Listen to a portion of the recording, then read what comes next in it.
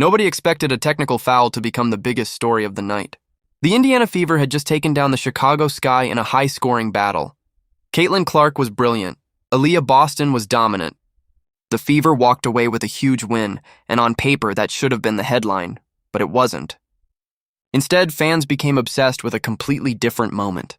A moment that lasted only a few seconds, but somehow managed to spark one of the biggest debates surrounding the Fever this season.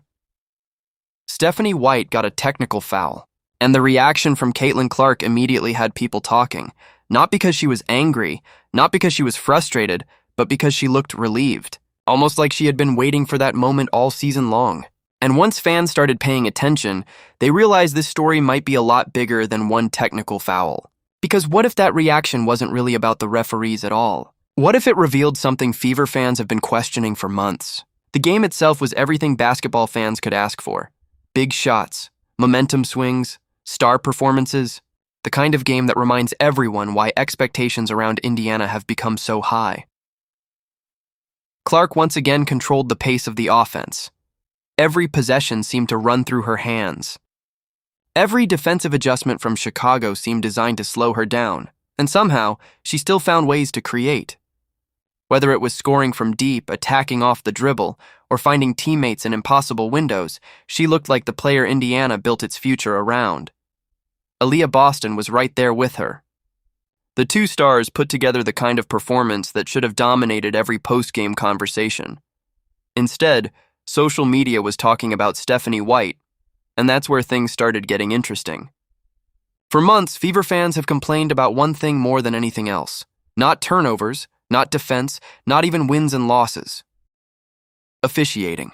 Game after game, fans watched Caitlin Clark absorb contact that often seemed to go unnoticed. Grabbing, bumping, holding. Physical play that appeared to cross the line between tough defense and outright punishment. Every time it happened, the same questions appeared online. Why wasn't anyone saying anything? Why wasn't someone standing up for the team's biggest star? Why did it always feel like Clark was expected to just deal with it? Whether those complaints were completely fair or not, they never really disappeared. In fact, they only got louder. That's why Stephanie White's technical foul landed differently. For the first time in a long time, fans saw visible frustration from the Fever bench. For the first time in a long time, they saw their coach challenge what was happening on the court. And when Clark reacted positively afterward, people immediately connected the dots. Maybe that's what she'd been waiting for. Maybe that's what the fan base had been waiting for. And suddenly, a routine technical foul became one of the most talked about moments of the season. But that was only the beginning, because another debate had already been quietly building beneath the surface, one that had nothing to do with referees and everything to do with recognition. After the game, Stephanie White was asked about the historic performances from Clark and Boston. The numbers were impossible to ignore. The production was undeniable. Yet many fans felt something was missing from the response. Online reactions started flooding in almost immediately. Some supporters believed Clark wasn't receiving enough credit for what she was doing on the floor. Others argued the criticism of White was completely unfair. But regardless of which side people were on, one thing became obvious. Fans were paying attention to every word, every answer, every quote, every post-game comment. Because once a narrative starts forming, people begin looking for evidence everywhere. And that's exactly what happened. Supporters began revisiting previous interviews, previous games, previous decisions, trying to figure out whether there was actually a pattern or whether social media was simply reading too much into normal coaching comments. The truth probably sits somewhere in the middle, but that didn't stop the conversation from growing. In fact, it only made it bigger.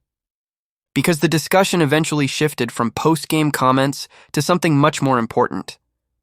The way Indiana actually plays basketball. Caitlin Clark has always been at her best when things move fast.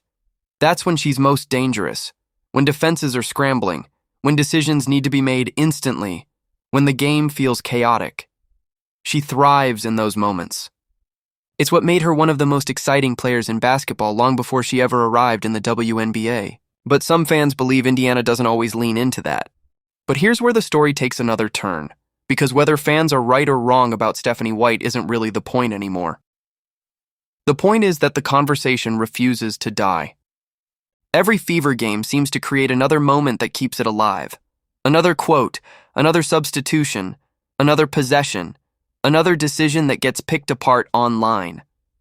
when that starts happening, it usually means something bigger is going on, not necessarily behind closed doors, but in the minds of the fan base.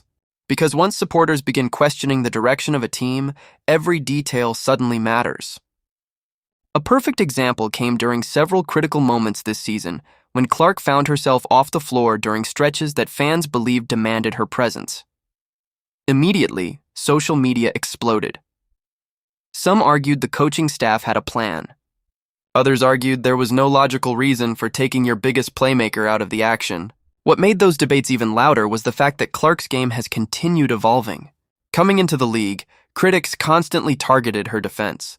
They claimed opponents would attack her relentlessly. They claimed she'd struggle to adjust. But as the season progressed, many observers noticed something different. She was competing harder, rotating better, making smarter defensive reads, showing improvement in areas critics once viewed as weaknesses. Yet despite that progress, the perception among some fans never changed. So every coaching decision involving Clark became controversial before it even happened. And that's a dangerous place for any organization to be, because trust is everything. When fans trust a coach, they accept difficult decisions. When they don't, every move becomes suspicious. That's the reality Stephanie White is dealing with right now. And to be fair, it isn't entirely her fault. The moment Caitlin Clark entered the WNBA, the rules changed. Not the rules on the court, the rules surrounding attention.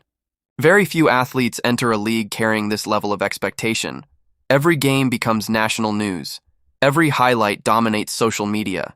Every criticism gets amplified, and every success gets magnified. That's not normal. Even veteran players have admitted the spotlight around Clark is unlike anything they've seen before. The Fever aren't just a basketball team anymore. They're one of the biggest stories in sports, which means everyone involved is operating under a microscope. The players, the coaches, the front office, everyone. And sometimes that microscope creates narratives that grow faster than reality itself. That's why opinions on the current situation remain split. Some fans genuinely believe there's a disconnect between Clark and White. Others believe the entire story is manufactured by social media. They point out that neither woman has publicly criticized the other. They point out that winning teams often experience disagreements without it becoming a crisis. And honestly, that's a fair argument. Because if there truly were major problems behind the scenes, would the team continue producing performances like this? Would they continue finding ways to win? Would they continue showing signs of growth? Those are questions worth asking. But then there's the other side. The side that keeps coming back to moments like the technical foul. The side that keeps pointing to Clark's reaction. The side that believes actions reveal more than words. And that's where this debate becomes fascinating. Because both sides can point to evidence supporting their position. One side sees a healthy coach-player relationship navigating normal challenges. The other sees small cracks that could eventually become larger problems. Right now, nobody knows which interpretation is correct. Not fans, not analysts, not even the people debating it every day online. What everyone does know is that Caitlin Clark has changed the expectations surrounding this franchise forever. Before her arrival, making headlines was an occasional occurrence. Now it's a daily reality. The Fever aren't judged like most teams. They're judged through the lens of a player many believe can reshape the future of women's basketball. That creates opportunities. But it also creates enormous pressure. Pressure to win. Pressure to develop. Pressure to maximize every possession. Pressure to make the right decisions. And pressure to avoid even the appearance of wasting a historic talent. That's why emotions run so high whenever conversations about Clark emerge. Fans don't just see a star player. They see potential. They see possibilities. They see a future championship contender. And they want everything aligned in pursuit of that goal. That's why the technical foul resonated so strongly. Not because it changed the outcome of a single game, but because it symbolized something. To many fans, it looked like And that's where this story takes another turn. Because whether you agree with the criticism or not, there's one reality nobody can deny. Caitlin Clark changed everything the moment she stepped into Indiana. The expectations changed, the attention changed, the pressure changed, and most importantly, the margin for error disappeared. Every decision now gets analyzed in a way few WNBA teams have ever experienced. A substitution that would have gone unnoticed 2 years ago suddenly becomes a trending topic. A post-game quote becomes a headline. A technical foul becomes national discussion. That's the world the Fever now live in. And honestly, That's part of the reason fans have become so protective of Clark. They've watched her carry expectations that would overwhelm most players. They've watched every game turn into a debate. They've watched every mistake get amplified. And through all of it, she's continued to produce. That's why some fans became frustrated during several key moments this season. Not because Indiana was losing, but because they felt the team wasn't fully taking advantage of what makes Clark special. When she gets into rhythm, the entire game changes. Defenders start panicking. Passing lanes open up. Teammates get easier looks. The pace becomes difficult to control. We've seen it happen over and over again. And when Indiana embraces that style, they often look like one of the most dangerous teams in the league. But whenever the offense slows down, criticism quickly follows. Fans begin asking the same question. Why take the ball out of the hands of the player who creates so much chaos for opposing defenses? It's a fair question, but it's also a complicated one, because coaching isn't just about maximizing one player. It's about managing an entire roster, and that's where things become tricky. Aaliyah Boston deserves touches. Kelsey Mitchell deserves opportunities. The rest of the roster needs involvement too. Balancing all of those responsibilities isn't easy. Yet that hasn't stopped fans from picking apart every decision. In fact, the scrutiny has reached a point where even body language becomes a topic of conversation. A look on the bench. A reaction during a timeout. A comment during an interview. Everything gets analyzed. Everything gets interpreted. Everything becomes evidence for one side or the other, and that's what makes this situation so fascinating. Because despite all the speculation, there still hasn't been a public confrontation. No explosive interview. No dramatic disagreement. No headlines about locker room problems. Most of the discussion exists because of perception, and perception is incredibly powerful in sports. Once fans believe something might be happening, every future moment gets viewed through that lens. That's exactly what happened after the technical foul. A moment that normally would have been forgotten within hours suddenly became symbolic. To some fans, it represented a coach finally standing up for her players. To others, it highlighted how long they'd been waiting for that moment. And to many supporters, Clark's reaction seemed to confirm those feelings. Not directly, not intentionally, but emotionally. The smile, the energy, the way she talked about it afterward. People saw authenticity, and authenticity tends to resonate more than carefully prepared answers.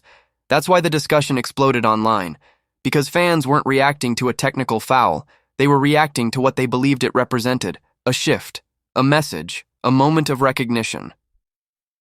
Whether that interpretation is accurate remains impossible to know, but perception doesn't need proof to gain momentum. It only needs enough people willing to believe it. And right now, plenty of people are paying attention. The funny thing is that all of this